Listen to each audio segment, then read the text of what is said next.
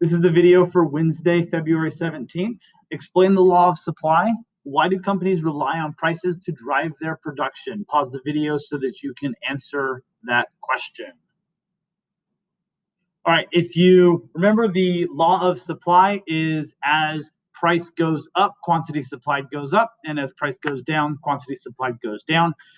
Companies rely on prices to drive their production because they are seeking a profit. They have profit motive. If they can make more money on selling one item than another, they're going to sell the item where they can make more money. So just like with demand, we're going to have a difference between our change in quantity supplied and our change in supply. So reasons for a change in quantity supplied, it is always associated with the change in a product's own price. So assuming that firms' costs are constant at higher prices, producers make more profits. For example, when prices rise, firms substitute production of one goods for another. So we have two reasons here in your notes. Number one is assuming firms' costs are constant at higher prices, producers make more profits.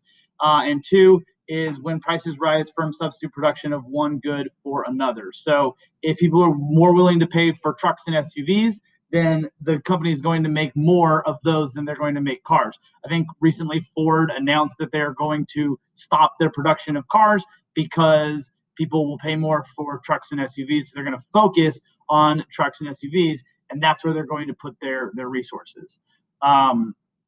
So let's see. Next thing in your notes is the change in quantity supplied. Just like demand, the change in quantity supplied is going to be a movement along the supply curve, which is only caused by a change in price. So from point A to point B, we're going to have a change in quantity supplied so long as we are going from point A to point B. So it is only changed by a change in price. Next, we have the change in quantity supplied versus a change in supply. If the amount supplied is affected by anything other than a change in price, so anything other than moving along this curve, we're going to actually move this curve, then there will be a change in supply or a shift in supply. So in this case, we have our same supply curve. And if you remember, a change in quantity supplied is to move from here to here or backwards from there to there. A change in supply, we're actually going to go from point A, and then we're going to move point A to a new curve over here where we shift our supply, we move our supply curve to the right or to the left. We're at $15 at the same price. Now we're willing to make more of that thing. And there's going to be 7 factors that are associated with this change in supply. So sometimes other factors change while price remains the same. This causes a change in supply. So the first one of these is a change in cost of input. A decrease in cost of input, such as labor or packaging, allows producers to produce more of the same product at every price. So that is actually going to move our curve to the right. If we're producing our item and our item at a certain price gives us a certain profit, well, all of a sudden we get more product at the same price because we have decreased our cost of labor, packaging, or materials. If our cost of input goes up, right? Maybe it's easier to think about these things in terms of going up. So if all of a sudden our labor costs go up, now we maybe have to shift our curve to the left. Now we're able to produce less of that same amount at the same price, and that is because we're spending more of our money on labor, right? If it costs us X amount of money to make Y amount of goods, well, when X goes up, when the amount of money that it costs goes up to make those goods, we're going to make less of those goods, right? And that could be because of a change in the cost of input, like something like labor. Next, we have productivity. The supply curve can go right to left in relation to the workers' productivity. If workers are more motivated or work more efficiently, productivity will increase, resulting in more products being produced. So that was human capital. So if your job is to make this product and you're able to make 1,000 of this product in a week, as you sit right now, well, the company is paying your wages at whatever your wages are. Well, your wages might not change, and no other factors might change, but you might become more productive. And so in a week, you've gotten better, and now you're able to make 1,050 of these things in a week. And because you're more productive, they get more productivity out of you, and they move that curve where all of a sudden, coming back here, all of a sudden, they're paying the same $15 for your wages, but the curve moves over to here, and all of a sudden they're able to produce more of that particular item. So that could be productivity increases. You could have productivity decrease in the same way. There could be something like distractions. There could be something that causes maybe a strike. Like all kinds of different things could decrease the productivity of your workers and cause maybe just like a bad company culture, whatever. It could cause less things to be produced at the same price point. Next is technology. When a new machine or chemical is invented to lower cost of production, producers will make more profits. So if you have your point on the graph, and that is where you are producing based on the price and the quantity supplied. Well, if it becomes cheaper to produce that thing because you have this new machine that does something for you, or this new technology that makes your workers more efficient, like all of a sudden when Microsoft Excel was invented, it made it so that large columns of numbers could be added up without the person having to sit there with the calculator. You just put things in and it adds it up automatically. It makes workers more productive. The workers aren't more productive because they became more productive. If so, that would fit into productivity, but the technology changed, and all of a sudden you had more productivity because of Microsoft Excel. It works all over the place. It works with computers, it works with apps, it works with machines and tools and all kinds of different things. If there's new technology, that will increase productivity. Taxes and subsidies. If the producer's inventory is taxed, or if fees are paid to receive a license for a product, the cost of production goes up, causing a supply curve to shift left.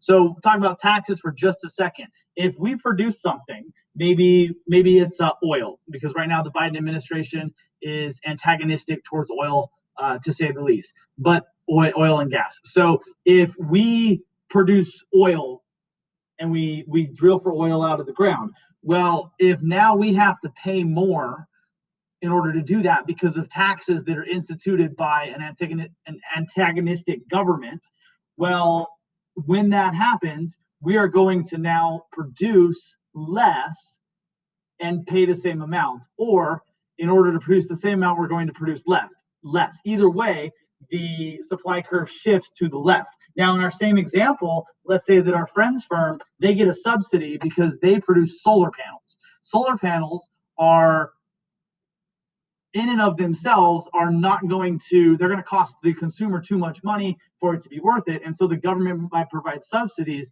which is a government payment to encourage or protect certain economic activity. So the government wants you to use solar and not gas and not oil and not coal. So what they're going to do is they're going to cover the cost of some of that thing. Subsidies happen a lot in agriculture. In agriculture, there is, if a farmer sold their agriculture for the price that it cost them to produce plus a small profit, you would go to the grocery store and things would cost 3 or 4 times as much as they currently do. And that is because it's subsidized. The government tells farmers, keep growing your corn and wheat, and we will pay for some of it so that you can keep the prices at X, Y, and Z. That would be a government subsidy. And when the government subsidizes something, now all of a sudden it becomes cheaper to produce something at that same rate. And so it moves the whole supply curve to the right, where at X amount of dollars, now we've moved and we're now producing more than we were before. So either way, taxes are going to move it to the left and subsidies are going to move it to the right. Both are government action. So we could actually call this one government action instead of taxes and subsidies. Number 5 is government regulations. When the government establishes new regulations, the cost of production can be affected, causing a change in supply. So when I talked about the Biden administration and taxes towards the oil and gas industry, well, it's not actually taxes yet. In order to raise taxes, he would have to have Congress participate in the raising of taxes. But what he can do is government regulation. He can do new energy standards. He can do new cleanliness standards of the different fuels and things like that. And so that would, new government regulations move the supply curve to the left. You can think about this very simply as if we had a factory that was producing something and the result of producing this item causes toxic chemicals to be produced. Well, if there was no government regulation, we could dump the chemicals into the river. And if we dump the chemicals into the river, we would save the time and cost of disposing of those chemicals properly. So then the government comes along and they create a new sort of regulation that says you can't dump your chemicals into the river anymore. And if you do, you're going to pay all these fines. And so now we have to use some of our time and money that used to be used producing our product. Now we have to use some of that time and money to properly dispose of those chemicals. That would be a government regulation that is going to make it more expensive to do those things. Dumping chemicals into the river is something that everybody, right, left, and center agrees on, that we shouldn't be doing that. But the right and the left, the Republicans and the Democrats, they don't usually disagree. They don't usually agree on where exactly that line is, right? We all know that dumping chemicals into the river is not okay, but Democrats generally tend to like more regulation, and Republicans generally tend to like less regulation. And that's why President Trump cut regulation, and Presidents Biden and former President Obama have increased regulation, right? It's an environmental regulation or it's a workers regulation. Like you have to pay your workers a certain amount. Raising minimum wage would be the example of a government regulation, the government telling you that you can't have people work for you for less than $15 an hour, which is what they're talking about. Either way, it's either moving the curve to the right by cutting regulation, increasing productivity, or moving the curve to the left by increasing regulation and lowering productivity.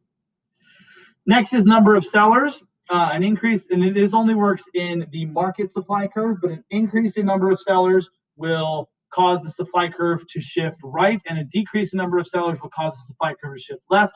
This is an example for example, when the gyms close because of COVID and the exercise bands start popping up on Amazon, as more companies start producing exercise bands, well, now there's more supply of exercise bands because of the increased number of sellers. If we have a recession, then there might be a decrease in numbers of sellers of certain items because some people go out of business, some companies go out of business, right? So that could change, that could affect supply.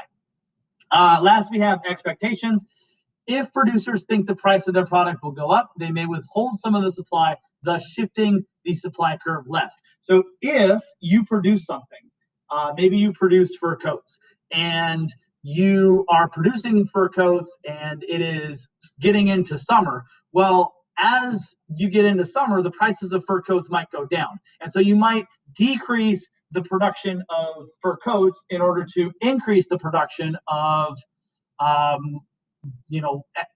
basketball shorts, right? You increase the production of basketball shorts because that's what people wear during the summer, and then therefore decreasing your production of fur coats. And then you're going to ramp up the production of fur coats once the winter starts, or once maybe the fall starts, so that people can buy it because they expect that it will change. So this same example I use for expectations when we're talking about demand is that if the iPhone 11 is coming out, you're not going to buy the iPhone 10. Well, producers understand that as well, right? If you're Apple and you have a new phone coming out, maybe I don't even know what iPhone they're on. Maybe they're on iPhone 11 now, and there's iPhone 12 coming out soon.